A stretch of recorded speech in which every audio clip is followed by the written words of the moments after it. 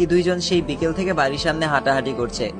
এখন একজন বসে সিগারেট টানছে। তখন প্রায় সন্ধ্যা নেমে এলো। দুপুরের ফকফকা রোদের পর সেই বিকেল থেকেই আকাশে মেঘ জমতে শুরু করেছে, আর এখন জড়ো হাওয়া বইতে শুরু করলো। সাবিহা একটা ঝোপের আড়ালে বসে আছে আর উকি মেরে ওদের কর্মকাণ্ড দেখছে।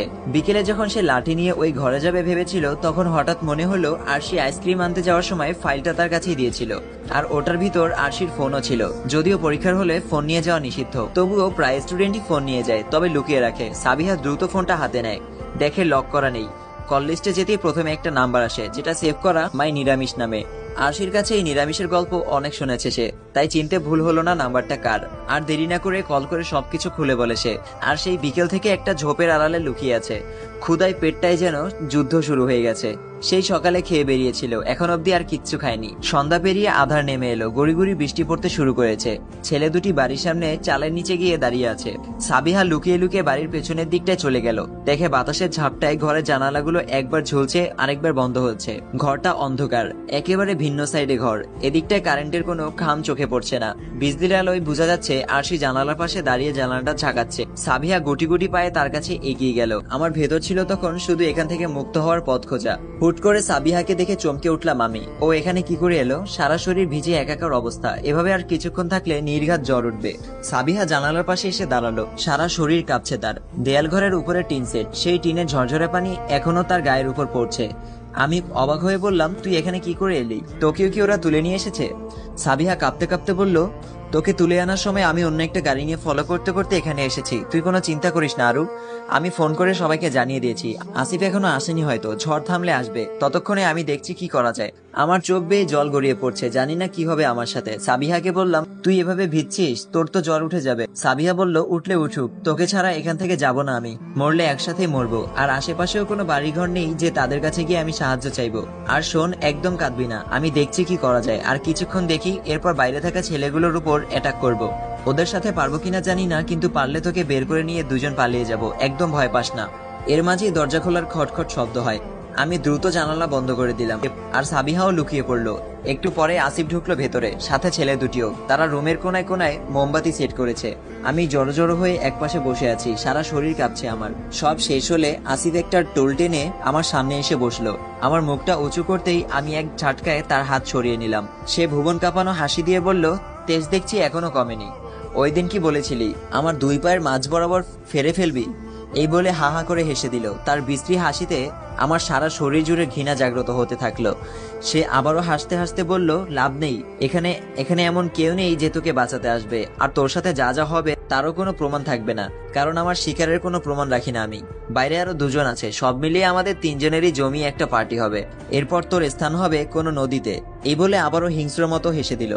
আবারও হাসতে লাগলো আসিফ। আমি তার দিকে তাকিয়ে আছি আর বড় বড় শ্বাস নিচ্ছি। মনে মনে মনে ভাবছি, আমার জীবনের আয়ু কি এই এতটুকুই? হৃদ ভাইয়ের চেহারাটা চোখের সামনে ভেসে উঠেছে বারবার, আর চোখ গড়িয়ে পানি পড়ছে। আমার কান্নায় যেন পৈশাচিক আনন্দ পাচ্ছে আসিফ। কিছুক্ষণ পর দরজায় ঠক ঠক আওয়াজ ভেসে উঠলো। আসিফ পেছন ফিরে বলল, কি হয়েছে? দরজার ওপাশ থেকে একটা পুরুষ কণ্ঠ ভেসে আসলো, দরজা খোল আসিফ। আসিফের বুঝতে বাকি রইল না লোকটা তার বাবা আরিফ সাহেব। একরাশ বিরক্তি নিয়ে দরজা খুলে বলল, হঠাৎ এখানে কেন এলেন বাবা? আরিফ সাহেব আমার দিকে একবার চেয়ে আসিফকে বলল, মেয়েটাকে কেন তুলে এনেছিস এখানে? মেয়েটার পরিচয় জানিস তুই? আসিফ একটু বিরক্তি ভাব নিয়ে বলল, এত কিছু জানার সময় নেই আমার, আপনি চলে যান এখান থেকে। কুমিল্লা থেকে এমপি সাহেব ফোন করেছিল, মেয়েটার কিছু হলে আমাদের বাপ ছেলের অবস্থা খারাপ হয়ে যাবে। অলরেডি পদত্যাগের নির্দেশ দিয়েছে সে। এখন মেয়েটাকে ছেড়ে দে, হয়তো হাতে পায়ে ধরে ক্ষমা চেয়ে এমপি কে বোঝাতে পারবো। আসিফ অবাক ভঙ্গিতে বলল, হোয়াট? এই খবর বাইরে গেল কিভাবে? আর এমপি এর সাথে মেয়েটার কি সম্পর্ক? ও মেয়েটার জন্য এত কিছু করছে কেন? আরিফ সাহেব ঠান্ডা মাথায় বলল, মেয়েটা কে তুই জানিস? ঢাকায় খুব বড় বিজনেসম্যান রুদ্র চৌধুরীর ছেলের বউ। ঢাকা থেকে এমপি সাহেবের কাছে খবর এলো, আর এমপি ফোন দিয়ে আমায় এসব বলল। আর এটাও বলল, মেয়েটার গায়ে একটা টোকা পড়লেও আগামীকাল সকালের সূর্য আমাদের বাপ ছেলের দেখতে হবে না। দেখ বাবা, এমপি কখনো নিজ থেকে ফোন দিয়ে এভাবে রেগে কথা বলেনি। তুই পরিস্থিতিটা বোঝার চেষ্টা কর।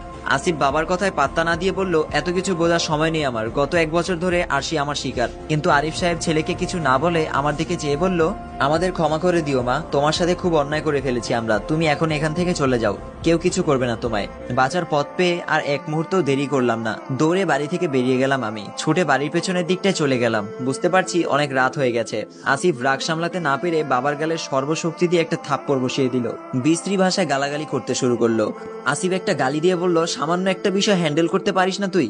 ছেলের এমন ব্যবহারে নিচে পড়ে থম মেরে তাকিয়ে আছে আরিফ সাহেব। রাগে কটমট করতে করতে বিছানায় বসে পড়ে আসিফ। আমি বাড়ির পিছনে এসে দেখি একটা গাছের আড়ালে চুপচাপ বসে আছে সাবিহা। সারা শরীর ভেজা, থরথর করে কাঁপছে সে। ঝড় একটু আগে থেকে নেমেছে, গাছের পাতা চুয়ে পানি পড়ছে টপ টপ করে। সাবিহার হাত ধরে দেখলাম সারা শরীর গরম হয়ে আছে, থাকবেই না পুরোটা ঝড়ে ভিজেছে সে। আমি সাবিহাকে ধরে তুললাম। সে কাপা গলায় বলল, তোর কিছু হয়নি তো? ওরা কিছু করেনি তো তোকে? আরশি বলল, না কিচ্ছু করেনি। সাবিহা বলল, কিভাবে বের হলি? আরশি বলল, পরে বলবো তোকে, এখন এখানে থাকা ঠিক হবে না, চল দ্রুত। সাবিহাকে ধরে ধরে অন্ধকারে মিলিয়ে গেলাম আমরা দুজন। মেয়েটা না থাকলে হয়তো আজ অনেক কিছুই হয়ে যেত আমার। একটু হাঁটতেই মেন রোড দেখতে পেলাম। এদিকে সাবিহা প্রায় অজ্ঞান হওয়ার অবস্থায়, তবুও তাকে ধরে অনেক কষ্টে মেন রোডে গিয়ে দাঁড়ালাম। গাড়ি তেমন চোখে পড়ছে না, ভেবে পাচ্ছি না কিভাবে যাব। এদিকের রাস্তাঘাট কিছুই চিনি না। সাবিহার হাতের মুঠোয় আমার ফোনটা এখনো আছে, বাকি সব কোথায় ফেলে এসেছে কে জানে। একটু আশার আলো দেখতে পেলাম আমি, কিন্তু ফোনটা হাতে নিয়েই সেই আশাটাও হাওয়ায় মিলিয়ে গেল। ফোনটা হাতে নিয়ে দেখি বন্ধ হয়ে আছে। একটা শ্বাস নিলাম আমি। এখন এই মেয়েটাকে নিয়ে কোথায় যাব, কি করব, কিছুই ভেবে পাচ্ছি না। লাইফে কখনো ভাবতেও পারিনি সৃষ্টিকর্তা কখনো আমায় এমন পরীক্ষায় ফেলবে। কিছুক্ষণ পর একটা কার এসে দাঁড়ায় আমাদের সামনে। ভয়ে বুকটা আবারও ধুকধুক করতে লাগলো। ওরা আবার এসেছে কিনা, কিন্তু গ্লাস নামাতেই দেখলাম ওরা কেউ না, অপরিচিত একটা ছেলে। মাথায় হুডি আর মুখে মাস্ক পরায়, চেনা যাচ্ছে না তাকে। হাতের কবজিতে ব্যান্ডেজ করা। ছেলেটা বলল, গাড়িতে উঠুন, ভয় পাবেন না, আপনাকে চিনি আমি, আরফিন স্যারের মেয়ে। আপনি বিপদে পড়ে এখানে দাঁড়িয়ে আছেন, গাড়িতে উঠে বসুন, বাড়িতে ড্রপ করে দিচ্ছি আপনাদের। তবুও আমার ভয় কাটছে না। অপরিচিত ছেলে, অপরিচিত কণ্ঠস্বর। ছেলেটা আবারও বলল, ভয় পাবেন না, নির্ভয়ে উঠতে পারেন। আর আপনার বান্ধবীর অবস্থা তো খুবই খারাপ, হয়তো আবারও বৃষ্টি আসতে পারে। আমি বুকে হাত দিয়ে একটা নিঃশ্বাস নিলাম। কপালে যা আছে তাই হবে আজ।